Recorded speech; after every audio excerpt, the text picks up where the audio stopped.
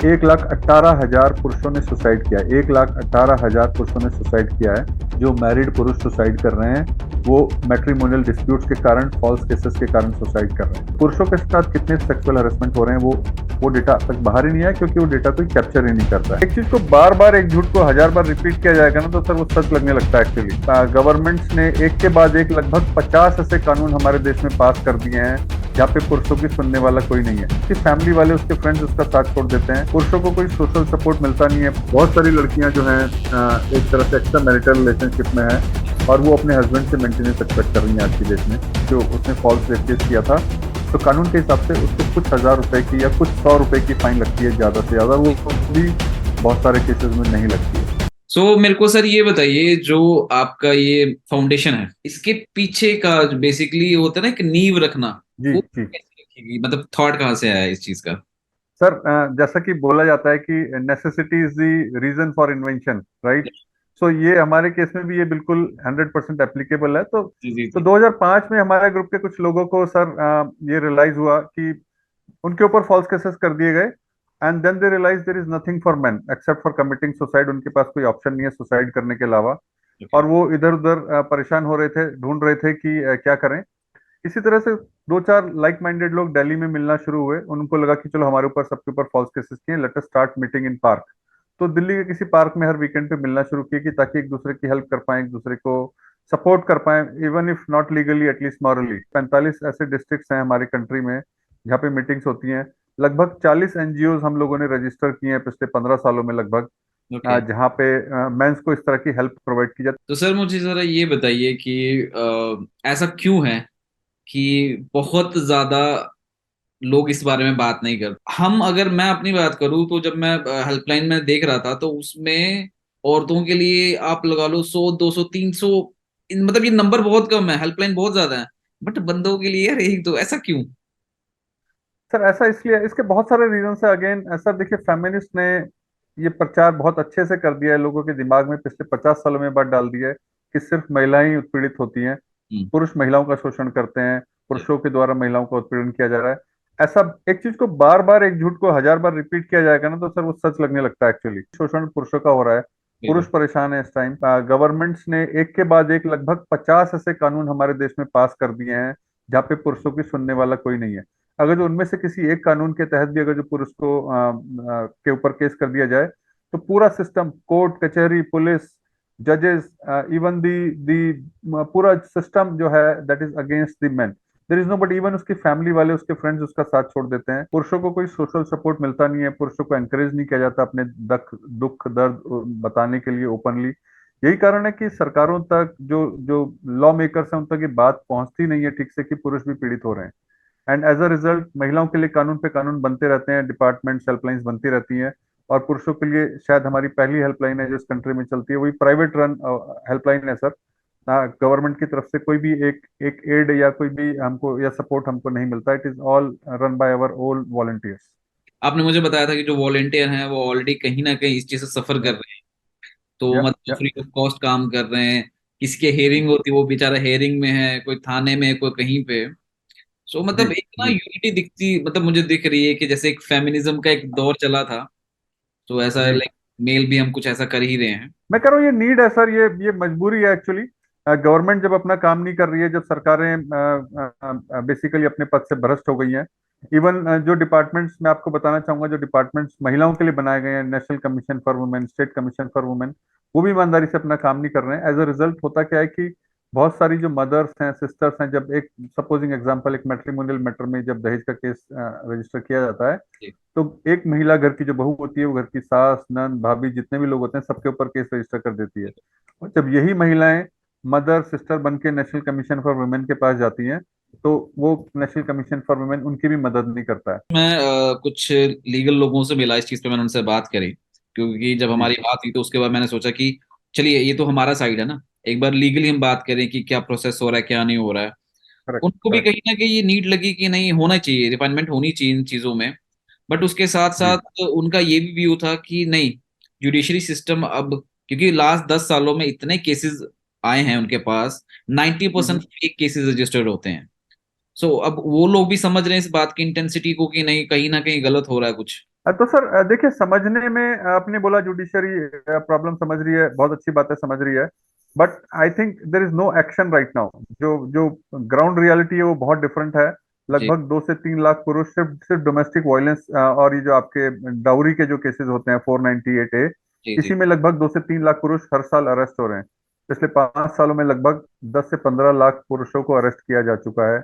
और जिनमें से जैसा कि आपने बोला 90%, मैं बोलता हूँ 99.99% केसेस फॉल्स होते हैं। अच्छा। सुप्रीम कोर्ट तक जाते जाते हार्डली किसी को आज तक सजा हुई है। जी अब नए नए कानून जैसे कि रेप के लॉज चेंज हो गए 2012-13 में निर्भया के केस के जी बाद। उसके बाद एक बाढ़ सी आ गई है फॉल्स रेप केसेस की हमारी कंट्री में। तो जी। बेसिकली कानूनों को जो है, एक कानूनों को उगाही का धंधा बना दिया गया है। जो मैन इन पावर हैं, man who money, they are being now, rape cases are being now used to extort money from them. Maintenance का भी जो है एक बहुत बड़ा, मतलब बोलते या ना कि कुछ दिन शादी की उसके बाद बोल दिया कि नहीं मैंने नहीं रहना चाहिए, मेरे को दिक्कत हो रही है, तो मेरे को फिर वहां पे जी कोर्ट केसेस में जाके फिर मेंटेनेंस ठोक देते हैं कि नहीं भैया इतना हमें चाहिए। और मतलब दूसरे सर, पर्सन की साइड सुनी भी नहीं जाती, उससे मेंटेनेंस पहले नहीं। ही मतलब उन पे डाल दिया था कि नहीं भैया तुमने महीना यस देना, बाकी बाद में समझेंगे हम। सर, आपने बोला कुछ दिन, हमारे पास ऐसे भी केसेस हैं जहाँ पे कुछ घंटे लड़की आके घर में रुकती है। हार्डली 2-4 घंटे रुक के मेरे को तुम्हारा घर पसंद नहीं, और अपने घर से निकल जाती है, ससुराल से निकल के भाग जाती है। अपने बॉयफ्रेंड के साथ रह रही होती हैं। बहुत सारी लड़कियां जो हैं एक तरह से एक्स्ट्रा मैरिटल रिलेशनशिप में हैं, और वो अपने हस्बैंड से मेंटेनेंस एक्सपेक्ट कर रही हैं आज की डेट में। केसेस फाइल हो रखे हैं। और जैसा कि आपने बोला, विद इन फ्यू डेट्स, बिना लड़कों की साइड ऑफ द स्टोरी सुने पूरी, और मेंटेनेंस का कानून इस तरह का बनाया गया है कि सर पूरी जिंदगी भर के लिए आदमी को मेंटेनेंस देनी पड़ती है, चाहे शादी कुछ ही घंटे चली है। तो सर मैं आपको थोड़ा सा डेटा बताना चाहता हूँ। जैसे कि मैंने आपको इसका डेटा बताया। एक एक बहुत छोटा सा एग्जांपल देता हूँ कि रेप रेप के रेट्स के बारे में बात करते हैं पहले। एक तरह से ऐसा दिखाया जाता है कि India is the rape capital of the world. India में सबसे ज्यादा रेप होते हैं, शायद आपको भी ऐसा मीडिया में न्यूज़पेपर्स में पढ़ने को सुनने को मिला होगा, right? But the ground reality है ना सर, वो बहुत डिफरेंट है। मैं आपको एग्जांपल से बताता हूँ। एक एक डेटा मेरे मेरे पास है, आपको मैं शेयर भी कर सकता हूँ। स्वीट जो एक लगभग 40-50 देशों की लिस्ट है जिसमें रेप का रेट दिया हुआ है कि पर लाख पॉपुलेशन कितने रेप होते हैं, ठीक है सर? रेप को ऐसे मेजर नहीं करना चाहिए कि इंडिया में कितने रेप मेजर हो रहे हैं और किसी दूसरी कंट्री में कितने रेप हो रहे हैं। रेप को एक्चुअली मेजर करने का रेट ये होता है कि पर लाख ऑफ पॉपुलेशन कितने रेप रिपोर्ट किए जा रहे हैं। मैं आपको एग्जांपल के लिए बताता हूँ। Sweden, that is one of the most developed countries, वहां पे लगभग 61 या 62 रेप्स होते हैं पर lakh population of the country. इसी तरह से United States, Ukraine, Russia, America, Singapore, इन सब कंट्रीज में जो रेप का रेट है वो लगभग 30 से 40 के बीच में है। 30-40 रेप्स होते हैं पर lakh population of the country. अब मैं आपसे ओके, मैं आपको बताऊं अगर जो इंडिया का क्या रेट है।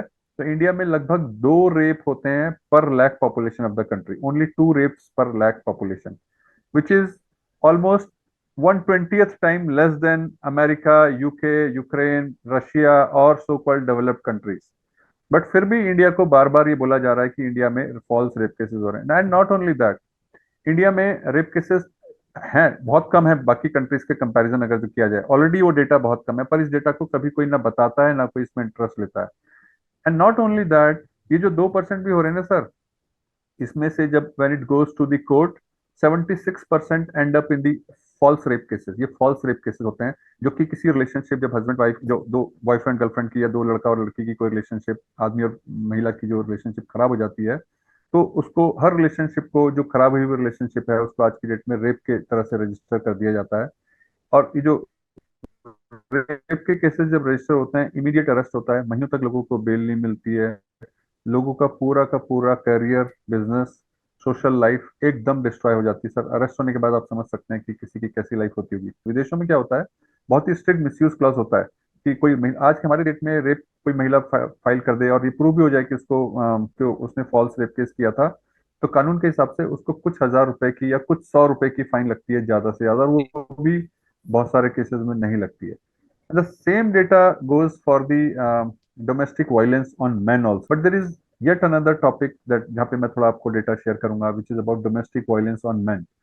इस बारे में सर कोई भी बात नहीं करता है, आदमी के साथ कितना सेक्सुअल अब्यूज भी हो रहा है और डोमेस्टिक अब्यूज भी हो रहा है। सेक्सुअल अब्यूज के बारे में पहले बात करते हैं। Again this is something that is untouched. Main के साथ रेप होता है। हमारे देश में कानून है रेप का डेटा रजिस्टर करती है एनसीआरबी नाम की संस्था है, जो पूरा क्राइम का रिकॉर्ड रखती है। नेशनल क्राइम रिकॉर्ड ब्यूरो है, पूरे देश में हर डिस्ट्रिक्ट में कितने क्राइम्स हो रहे हैं वो पूरा डेटा हर साल पब्लिश होता है। पुरुषों के पास ऐसा कोई कानून ही नहीं है, ऐसा कोई प्रावधान नहीं है जिसमें वो अपने साथ हुए सेक्सुअल हरेसमेंट को वो रजिस्टर करवा सकें। तो पुरुषों के साथ कितने सेक्सुअल हरेसमेंट हो रहे हैं वो डेटा तक बाहर ही नहीं आया, क्योंकि वो डेटा कोई कैप्चर ही नहीं करता है, नंबर वन। एक बार 2007 में sir ministry for women and child development ने एक सर्वे कराया था, जिस सर्वे के हिसाब से उन्होंने 18 साल से कम उम्र के बच्चों के लिए सर्वे कराया था कि जो 18 साल से कम उम्र के बच्चे होते हैं उनमें कितने प्रतिशत लड़कों के साथ सेक्सुअल हैरेसमेंट हो रहा है और कितने प्रतिशत लड़कियों के साथ हैरेसमेंट हो रहा है, राइट। तो उस डेटा का रिजल्ट ये आया कि लगभग 53% बॉयज के साथ, यानी कि 18 साल से कम उम्र के जो लड़के हैं उनके साथ सेक्सुअल हैरेसमेंट हो रहा है, और 47% लड़कियों के साथ सेक्सुअल हैरेसमेंट हो रहा है, राइट। तो इस डेटा से ये निकल के आता था कि पुरुष सेक्सुअल हरेसमेंट का शिकार हो रहे हैं, नंबर वन, और पुरुषों की संख्या ज्यादा है सेक्सुअल हरेसमेंट का शिकार होने वाले लोगों में, राइट। 18 पर ये डेटा था 18 साल से कम उम्र के लोगों का। होना तो ये चाहिए था सर, इस डेटा के ऊपर काम किया जाना चाहिए था, इस डेटा को बड़े लोगों के ऊपर भी सर्वे होना चाहिए था, यानी कि 18 साल से उम्र के जो लड़के हैं, बॉयज हैं, मेन हैं, उनके ऊपर भी होना चाहिए था। But no such survey was conducted. In fact जो बच्चों के लिए भी सर्वे किया गया था 2007 में, उसके ऊपर कोई काम नहीं किया गया। इस रिपोर्ट को कहीं कागजी कार्रवाई कहीं फाइलों में दबा दिया गया है, और इस तरह का कोई सर्वे दोबारा नहीं करवा गया है। जो सरकारी डेटा, ये हमारा डेटा नहीं जो मैंने आपको भी बताया, अगर जो 53% बॉयज के साथ सेक्सुअल हरेसमेंट हो रहा था 2007 में, तो ये कहीं ना कहीं बढ़ा ही होगा। जैसे हाँ। अभी जलंधर वाला इंसिडेंट हुआ था, जिसमें चार हम्म, लड़कियों ने एक लेबर जो रात को बेचारा आ रहा था काम करके, उसको या मैंने पढ़ा। किडनैप किया, उसके बाद उसके साथ मतलब फिजिकली या अब्यूज हुआ बहुत ज्यादा। या जब या उसने बात ये शेयर की तो लोगों ने मतलब ये बात हंसी में निकाल दी, बात दबा दी गई। यही या किसी लड़की के साथ होता तो ये एक नेशनल इशू होता आज के डेट में। एब्सोल्युटली सर, बहुत सारे लोग कैंडल लेके सड़कों पे निकल गए होते, रेप कानून में संशोधन की बात कर रहे होते, फांसी की बात कर रहे होते, इनको फांसी दो, इनको लटका दो, सड़क पे मारो। मॉब लिंचिंग हो जाती है सर, लोग पब्लिकली मेल्स को पीटने लग जाते हैं। बट महिलाओं के साथ हुआ, आप जानते हैं इस केस का क्या हुआ उसके बाद। रफा दफा कर दिया गया, उन लड़कियों को अरेस्ट किया भी गया, नहीं किया गया, नो बडी नो, सिर्फ ये रिपोर्ट पब्लिश हुई। आज दिन को ही मेरी बात हो रही थी किसी से, तो उन्होंने या मतलब बातों बातों में एक बात मतलब वाक्य बताया। वाक्य क्या मतलब, ये जनरली आप भी इस चीज को मानते होगे कि सपोज अगर आप या एक गाड़ी में ट्रेवल कर रहे हो, कहीं पे पब्लिक ट्रांसपोर्ट में कहीं ट्रेवल कर रहे हो, अगर किसी फीमेल का आपको हाथ लग जाता है, धक्का लग जाता है, तो यूल बी लाइक ओके जी। फाइन, कोई बात नहीं, चलो फाइन। बट वहीं अगर या क्या बोलते हैं, लड़के मतलब टच ना भी हुआ, छुआ ना भी हो, अगर उसकी कोई पर्सनल खुन्नस है या वो सीन क्रिएट करना चाहती है कुछ, अगर वो सिर्फ हल्का सा बोल भी देगी, तो आगे पीछे जो 10-12 लोग हैं मतलब वो डायरेक्ट पीटना शुरू कर देंगे, इवन कि पूछेंगे भी नहीं कि व्हाट वाज द इशू, हुआ क्या क्या नहीं। मतलब ये माइंडसेट भी हमें मतलब कहीं ना कहीं मुझे लगता है शायद हमें खुद में चेंज करने की जरूरत है ये सब। सर, और हमें और सबसे पहले मर्दों को खुद चेंज करना पड़ेगा, क्योंकि बहुत सारे मर्द ही इस तरह की झगड़ों में और इस तरह की चीजों में आगे निकल जाते हैं, पुरुषों को बिना उनका साइड ऑफ द स्टोरी समझे मारपीट शुरू कर देते हैं या पुलिस केसेस की धमकियां देने लग जाते हैं।